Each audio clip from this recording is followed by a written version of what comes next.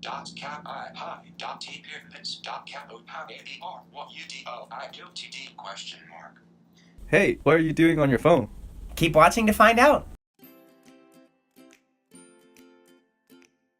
Hello there, my name is Craig. I'm totally blind and I work at the CNIB Foundation. Today, I'd like to share with you 5 of my favorite apps for accessibility. So let's start with the basics. How does a blind person use a touchscreen with no buttons anyway? It's really simple. I'm using an iPhone, and every iOS device has something built in called VoiceOver. This is a screen reader that reads what's on your screen. Basically, whenever I touch the screen, I hear what I need to know when I need to know it. So for an example, I'm on my home screen. If I just touch somewhere, it tells me that I'm on the Bible app. Now, for the purposes of this video, I think my speech may be talking a little quick. I'm just going to go into settings and slow it down so that everybody can understand it. So I'm now in VoiceOver settings, and I'm just going to move down to the speaking rate option.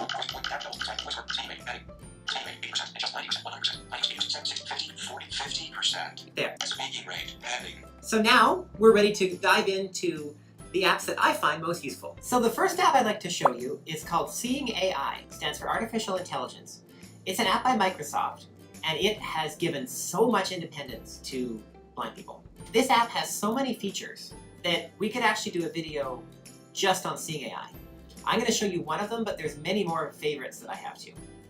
So we're going to go to the product option. This option lets you identify any product that has a barcode. So what I have here is a can, and I'm going to hold my phone above the can. Processing. Now the original chili con carne with beans, 15 ounces. So cool. I know that this is a can of chili con carne with beans, 15 ounces. Everybody still gets tons of mail. Despite the digital age, we seem to get more stuff in the mail than ever before. So what does a blind person do with all that printed material? One app that I love that just came out is called Voice Dream Scanner, and it solves this problem beautifully. Voice Dream Scanner. So I'm going to go into it. What I have in front of me is a greeting card that could have arrived in the mail, and I want to find out what it says. So all I have to do is open this app, hold my phone above the printed material, center the camera like so, and lift it up.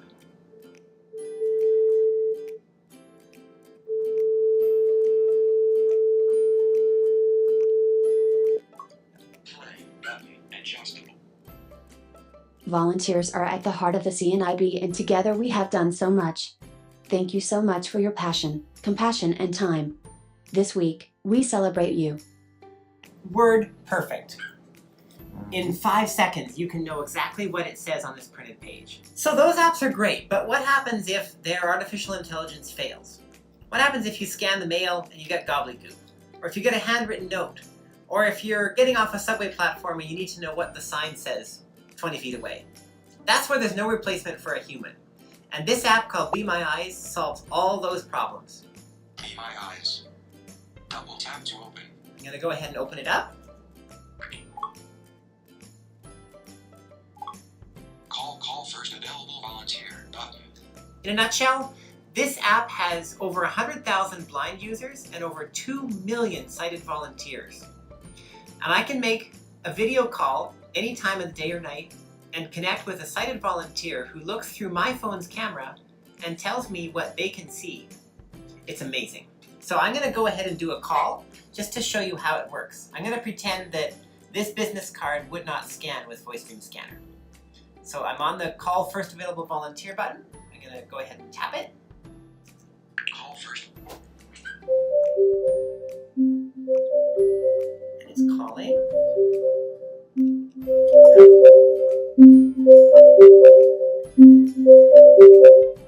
Trying to find the first available volunteer. Hello? Hi, how are you? I'm good, how are you? Good, thank you. I'm wondering if you can help with something really quick.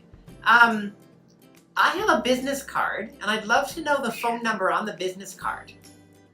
Sure, give me 1 second, it's just a little blurry.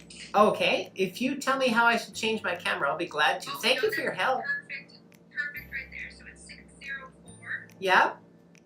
431 Uh-huh. Oh, that's so good. 604-431-212. Yep. There's an extension, it's 6028. Oh, perfect. What's your name, ma'am? We were so helpful. I appreciate you.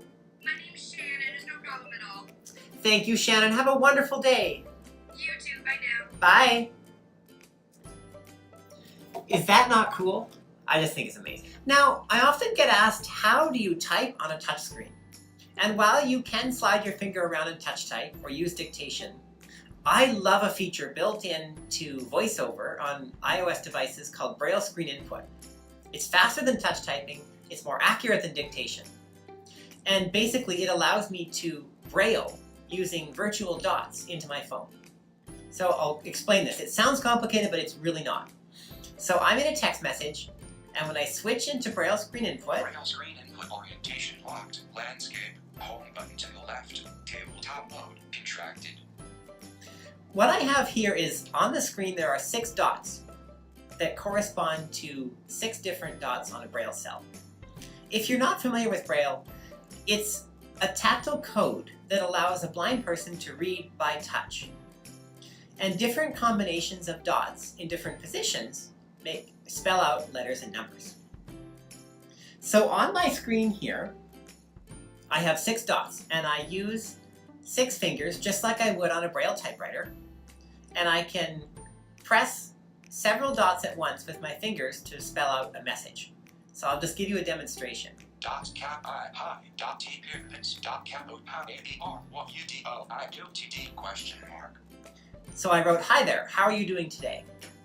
When I switch out of Braille Screen Input Portrait today. and I read it, Text field is editing. Hi there.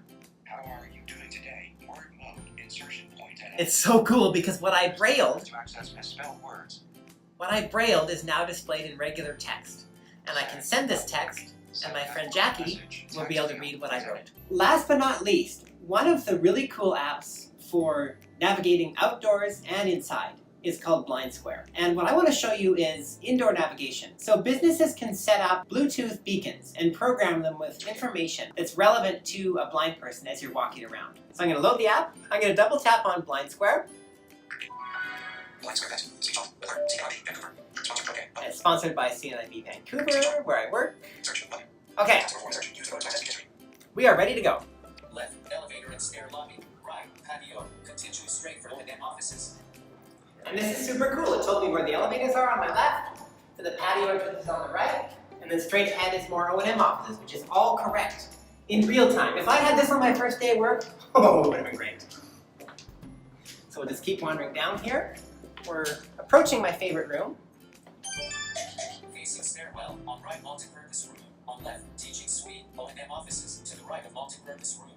Multi-purpose room is aka the lunchroom. Shop CNIB ahead. Now I've turned the corner and it knows already that the shop is straight ahead. Pretty cool. So if I walk down here, and if I'm ever not sure where I am, I can just shake the phone, Shop CNIB, turn left for elevator lobby. which is correct. So now I'm going to turn left, Elevator and stair lobby on the left. complete my kind of 3/4 circle, and you can hear the ding of the elevator. But if I'm not sure, I can just shake my phone, Elevator and stair lobby. and here I am, the elevator stair lobby. Shake for information. I'll shake it, Exit the lobby on the right. Then turn right for Shop CNIB or turn left for the washrooms. and if I walk into the lobby more,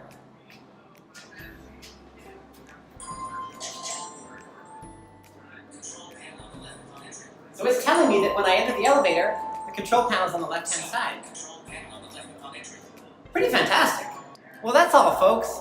This concludes the 5 apps that I use pretty much every single day.